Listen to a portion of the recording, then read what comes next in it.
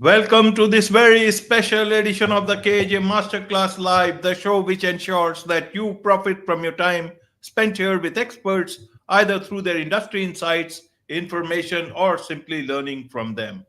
And today we have Alykhan Jetha. He is a CEO of Marketcircle.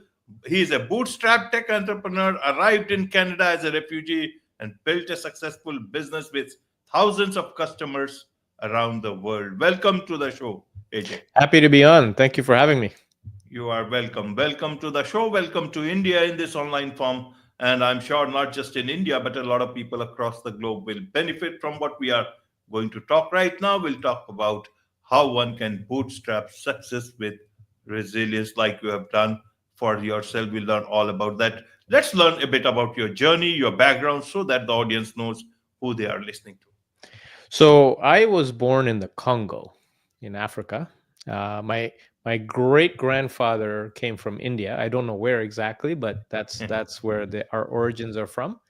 And then in 1974, we got expelled from the Congo and came to Canada as refugees.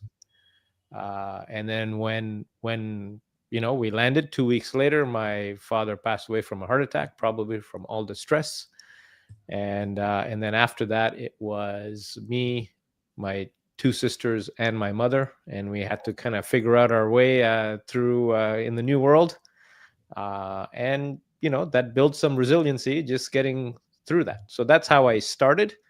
I actually went back to the Congo for a little while. Then I came back, and I kind of grew up over here in Toronto, in Canada, and started my company. Had a few jobs, and then started my company, and then pivoted many times to get to where we are today. Absolutely, absolutely. AJ, I want to understand, normally in such situations, it's always about survival. People think about surviving, taking care of the responsibilities, your Mhm. two sisters, your mother to take care of. In that situation, when was the time this entrepreneurship thing came into your mind? Why did you get into entrepreneurship? Why not just doing work, jobs, because it would give you instant money, and entrepreneurship is a long drawn process.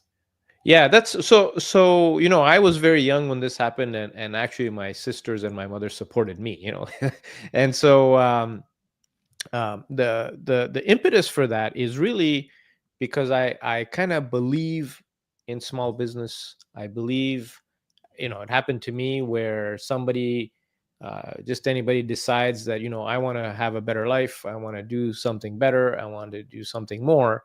And the ability or the freedom to be able to start a business is the first step, right? You're in an environment where you can do this, and over here we can do that. Many places in the world you can do this, right?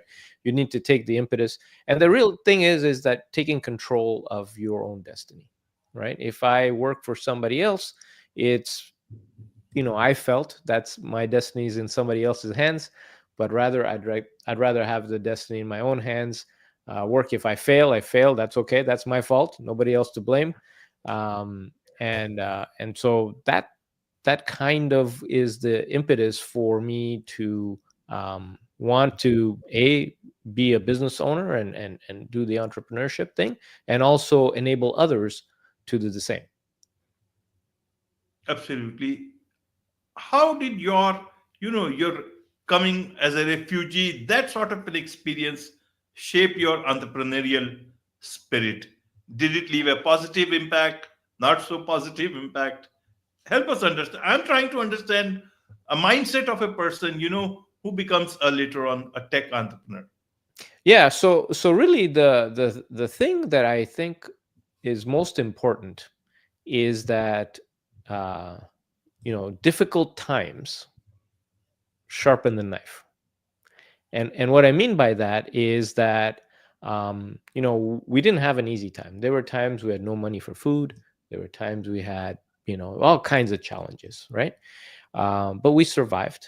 And what we learned out of that process is that you can be very resilient if need be, right? You can survive a lot of things. And so that those incidents in life make you stronger, right?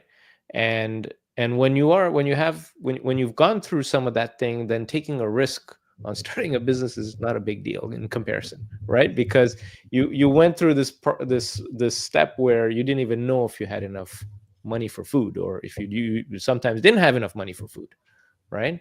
And so that builds a certain kind of strength, and you rely on that strength in later stages to get, to take the risk, because it is a risky, starting a business, doing a business, running a business is it's a risky thing. Absolutely, absolutely. So, to prepare for your business, if I understand, becoming a tech entrepreneur, you need some qualification. So, did you get the qualification first and then went into tech entrepreneurship, or did you did all the learning on the job? So mostly I did the learning on the job. I'm still doing the learning. So really, like, uh, I don't have I actually went to university and failed. So I failed university. Can you believe that? That's like really bad. And then I went to college, so that's one tier lower. And the reason I did well in college is because it's hands-on. I'm not a theory kind of person. And so I have a college degree, not a diploma, sorry, not a degree, and I don't have a university. But that didn't stop me, because really, at the end of the day, it is your drive and your resilience and your stubbornness, maybe sometimes, to want to succeed, that helps you kind of find solutions to the problems. Like you'll see behind here, I have a whole bunch of books. That was one of my ways of learning, is a lot of reading, right? um, but really, there's nothing stopping you in most modern cultures, most modern democracies around there, for you to really start from nothing and somehow wiggle your way to being able to accomplish something. um, if you don't have the knowledge, you seek the knowledge. If you can't read it because whatever, then there are people out there that are willing to share their journey and what they've learned and so forth. So you can learn that way. It takes longer, of course, but you just have to keep trucking on, making sure you invest time into yourself so that you become better, because you are where you are because you know what you know, right? And one step at a time, you get ahead.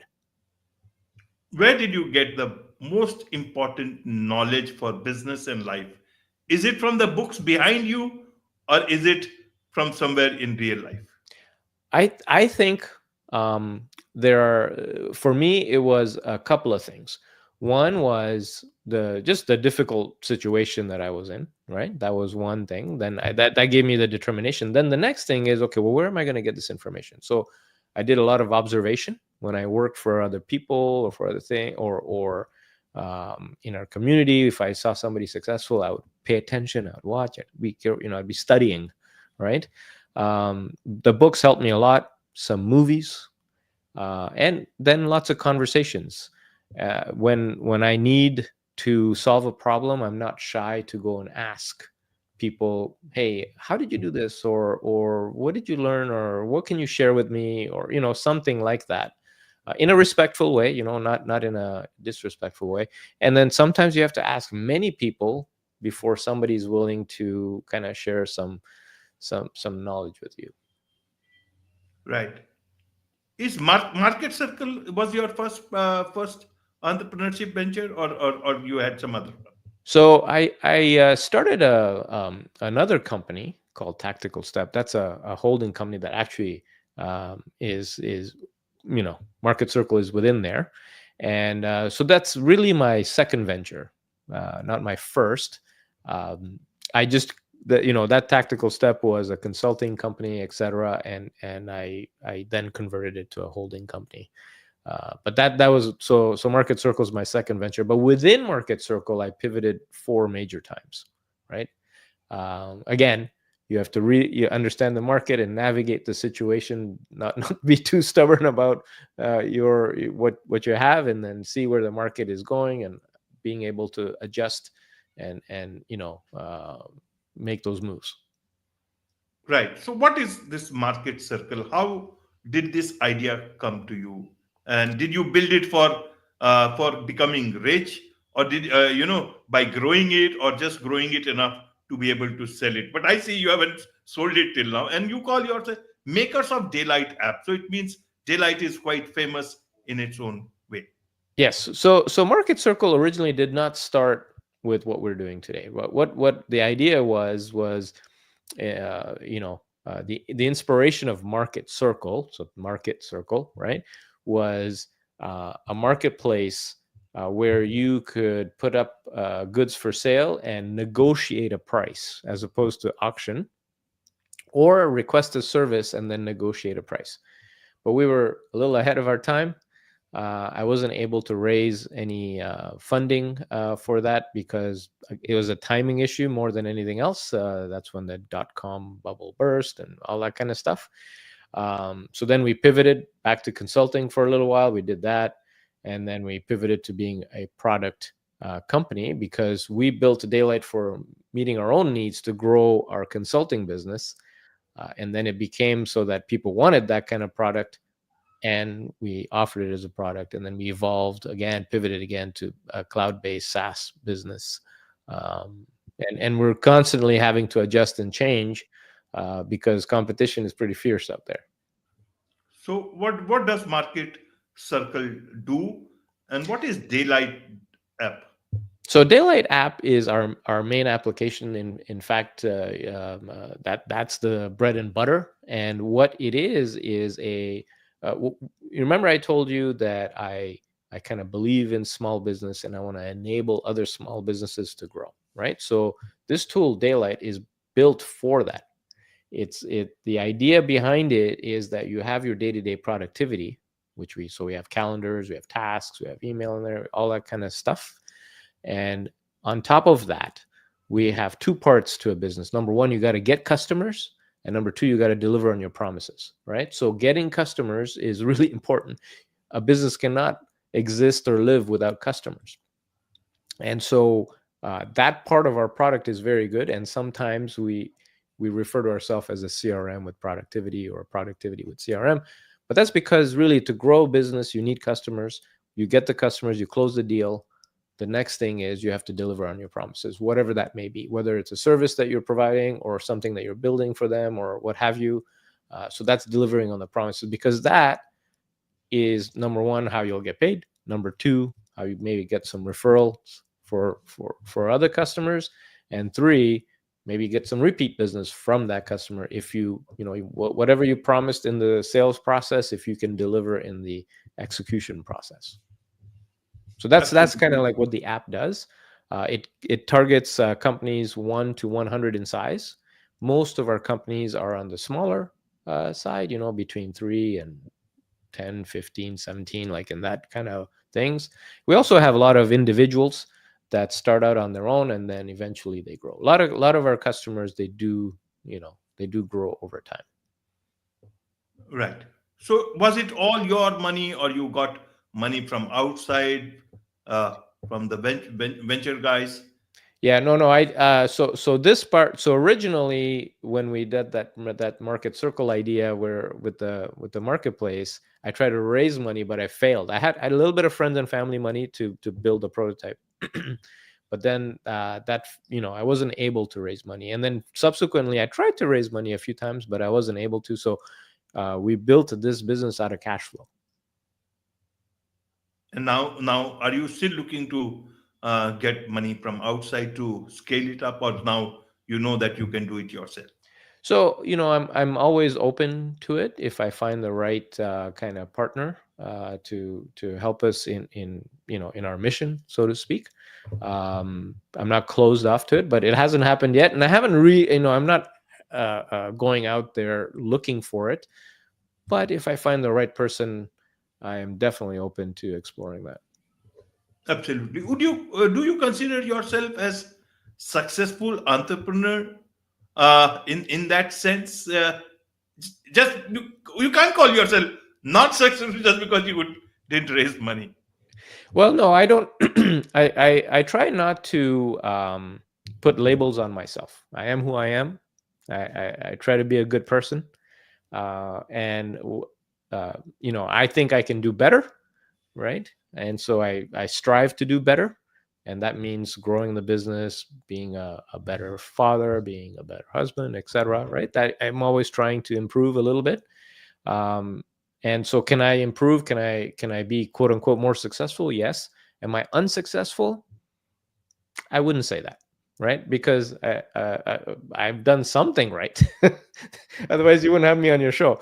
So I like to kind of be easy on myself in that way, not too hard on myself, so that I can maintain a good state of mind, as opposed to, I've seen a lot of people, they beat themselves up, and then they don't, they're always down. No, you've done something good, focus on that, and then the rest will, whatever. It doesn't matter what people think or say. You kind of just, you're trying to be a good person. You have a mission. uh, you have your family to take care of. You just keep going. Absolutely. That's the reason I asked, because one should not see where they have reached, but from where they started. In that sense, you are a very, very successful, and you have got miles to go. Success is just Yes, around absolutely, the, absolutely. whatever your It's a never definition ending of, journey. absolutely, and whatever one's definition of success is, it's always around the corner, and it all depends on God's wish and so many other factors Yes, in there's life. so That many is why, factors. There's so many factors. You're 100% correct. Your health, your so many other things, and so it's not a destination. It's a journey. absolutely, absolutely. So in this journey of yours, we'll talk about the health part also. Good, you mentioned, in this journey of yours, Mhm. who would you give the maximum credit for the success that you have achieved so far? Ooh, that's a good question. A lot of people have helped me in one way or another. Uh, I would say my mother helped make me sharp, because she was a tough woman. My sisters, they helped me tremendously, tremendously. In fact, my middle sister raised me. Then there's various other people throughout. I'm afraid to mention them because I might miss some, that have helped me in some way or another. It's not that I didn't reciprocate or whatever, but they helped me. And there's so many people that they've given me maybe a little bit, or a little bit of knowledge, or a little bit of, hey, you should, go over there. You should look over there. So in that way, there's so many people that have contributed to where I am today. It's hard to put that on any one person, but a lot of people. That's why Absolutely. I'm so thankful for, you know whatever, um, uh, whatever that path has been. I wouldn't change it, because I am who I am because of that path. Like for example, I didn't raise any money, right? So somebody would be like, I suck because I didn't, but doesn't matter. Like, it made me better in a different way. You are in a position to be talking about raising money. Many people are not even in that position, Yeah, and many people don't want to raise money. and yeah. and you see, this is where you want to add value to yourself. You talked about health, AJ. Mhm. In terms of health, the importance of health, that sometimes entrepreneurs forget about in this Oh yeah, journey, not oh the yeah. destination. Oh yeah, yeah. So I mean, when you're young, it's easy to ignore that. But as you get older, it becomes more and more important. And the irony is that you control your time as an entrepreneur. You control your time, and we forget there's two really important things before you can do your entire entrepreneurial stuff. Number one is your kind of mental state. If you're in a bad mental place, everything else between your personal life, your business life, is gonna have problems. So you got to maintain the not negative, or at least neutral or positive mindset. The second part is you need your body to be able to execute. And if you don't take care of your body, eventually, you start having problems, right? So that's the second part of it, is that part of being successful is being able to execute the things that you want to do. And one of them is your mental state. Number two is your physical state. right? So those two things are really important to consider when doing that. So really, it means boiling down to, getting a good amount of sleep, uh, avoiding things like alcohol, just minimizing. I'm not saying don't, but just minimize it because that affects sleep. And then eating in a way that you don't get too fat, because the human body starts to have problems when you add too much fat to your body. Everybody's a little bit different on that, and usually that's okay. And you have to do some exercise. You can't be sitting on this like chair all the time. You got to do some exercise, either walking a lot or some resistance training, and that's really it's not too difficult. But you just do it. You take care of the body, take care of the mind. The rest will become easier. Absolutely. And talking of health, you talk about entrepreneurs' disease, that is trying to do everything themselves. Yes. Yes. Uh, why do one want to? Is it because they have less money, or they think they are the most competent one and they start doing everything So, themselves?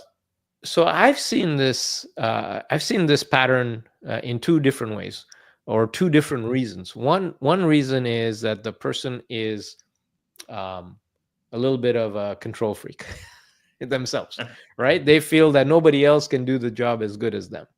And so that's you got to work on yourself on that one, so that, because there are other people that are very competent, as we've seen in the rest of the world, right? You sometimes may not find the right competent person, which can lead to the problem, right?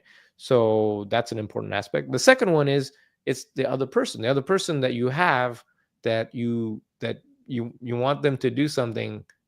They don't know how to do what you want them to do, or they're not the right person for the job. So you feel like, wait a minute, this person can't do what I want anyways, so let me do it myself. But then the problem occurs is that you don't have enough time to actually think about improving yourself, about improving the business, etc., right? Because you're doing everything. So that's the entrepreneur's disease. I've seen that many times, and it's either one of two things. One, it's yourself, you're not willing to let go, and two, it's like whoever you do have, not the right person. Absolutely, absolutely. So, how do I know when to outsource? Because as it could be any reason. It could Mhm. be even money also, and you want Right. to keep that money. Right. Especially, why has this lot of solopreneurs now? It's the age of solopreneurs all Yes. across the world, and Right. they may have that feeling. Sometimes I also think, I should outsource a lot of things. I try to do as much as possible, but I think there is so much. That's why I ask you how to decide Right. on Very this good whole question. outsourcing thing. Very good question. So what is the criteria for you to think of, outsourcing or getting somebody else to do something for you? So there's a couple of criteria. Number one is, you hate to do that thing, right? Like I'm terrible with accounting. If I look at that, my energy, it goes down. I procrastinate. I don't do it well. I have to find somebody to do this because it's taking my energy away. I'm just terrible at it, right? So that's one criteria. Another one is, um, if you look at your time, if you think about your time, and you put a certain amount of value on your time based on the revenues you're generating, etc. And then you look at the work that you're doing, let's say answering the phones. I'm giving you a basic example. Um, if you think about it, somebody can do that, and the time that you're taking to do that, let's say that you equate your time to X, but you can pay somebody X divided by 5 to do that job for you, then that time that you put it somewhere else so you can generate more revenue, right? So that's another criteria to use. Number one is, if you're not good at it or you hate it, find somebody to help you with that. And then another one is, what is your time worth? And when there are certain things that you can get somebody else to do and do well, and then you can focus your time on something that is more productive in terms of revenues or growing the business. Absolutely, Does absolutely. that make sense? Uh, yes, yes, indeed, indeed. In fact, I'm thinking about it, and my mind is also racing. Why shouldn't people outsource? This is the way to be more successful, to as you said, accounting. Even I'm not good at those numbers at all, Yeah. and as it takes away your energy. Those things certainly take those you don't Yeah. like. Yeah. It might give energy to those who like, but for people like you, even for me, it does not work, and that's why I, as I said, as you said, procrastinate. So Yeah. yeah, so that's a lot of good advice. Now, one more thing, as an entrepreneur, I want to understand from you, Mhm. how to look at this whole AI business. AI is coming in. Are you happy with it so that you can get more things done, or are you just trying to understand it better? So I am trying to understand it. That's a given. The way I look at it from, and I've been paying close attention, right? Um, the way I look at it is that it's a new tool, just like how data, relational databases and SQL was a new tool some 30, 40 years, 50 years ago, whenever it started. And that changed the way business, how we did certain things in business as compared to before. I believe that these LLMs and the current AI model is similar. We're just kind of finding our way as to how we best leverage this new tool so that we can be more productive and we can do more with less, etc. I mean, there's still a lot of fuzzy parts in this, right? Like when you use it, there are these hallucinations and so forth. And so how do you leverage this tool? And a lot of people are trying to still figure it out properly, and so are we. And we're paying close attention. Being a small business, self-funded, we have to be careful that we don't throw money where in a place that would either drive up our costs up because AI is not cheap to run, or spending the time on something customers don't want, right? So or is not too useful to them. So we're paying very close attention. I do think it's a new tool that we have to learn how to wield. Just like, if you get a sword, you got to learn how to wield the sword so that you don't cut yourself. Absolutely, absolutely. There's so much to learn from you, AJ, about scaling up, about entrepreneurship, about life, uh, work-life balance, and so many other things. And I'm sure a lot of people would want, especially entrepreneurs, would want to learn more from you, about you, be your client, engage with Market Circle. What's the best way for them to do so? Well, the best way to learn about what we do is just hit us up on our website, daylight.app, DAYLITE.app. You'll learn what we do, and we're always tweaking the website and changing things as our product evolves. And then you can find me on LinkedIn. Wonderful. With this, it's a wrap on this very special edition of the Thank you KJ for having me Master. on. Thank you so much indeed for joining us.